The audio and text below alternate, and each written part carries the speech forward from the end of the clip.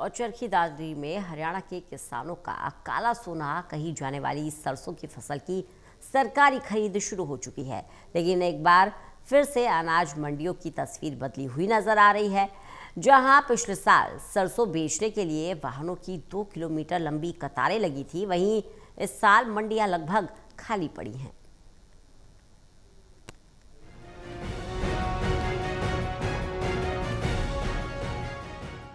चरखी दादरी में हरियाणा के किसानों का काला सोना कही जाने वाली सरसों की फसल की सरकारी खरीद शुरू हो चुकी है। सरसों की सरकारी खरीद के केवल 50 किसानों के ही गेट के पास कटे। इसका मुख्य कारण न्यूनतम समर्थन मूल्य और मार्केट रेट के बीच का बड़ा अंतर है।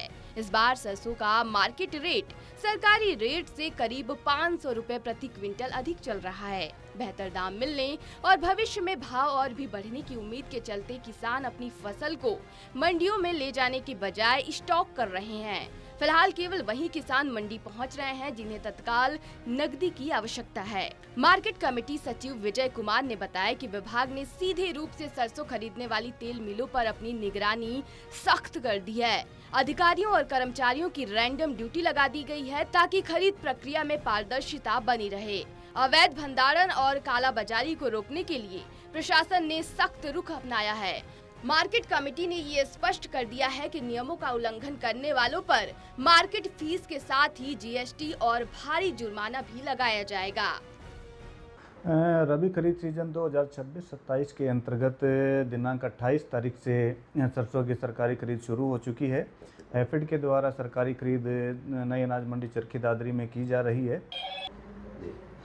लगभग 50 गेट पास हमारे ई खरीद पोर्टल पर जारी हो चुके हैं और जो जमींदार प्राइवेट में अपनी सरसों बेचना चाह रहे हैं उनके लिए हमारा ई नाम पोर्टल पर है।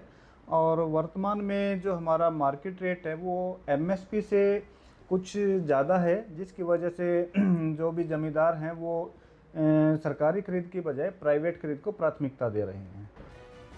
बहरहाल मंडियों में सरसों की सरकारी खरीद जारी है। मंडियों में किसानों के लिए खास व्यवस्था भी की गई है, लेकिन इस साल मंडियां लगभग खाली पड़ी हुई हैं। चरखी दादरी से टोटल टीवी के लिए प्रदीप साहू की रिपोर्ट।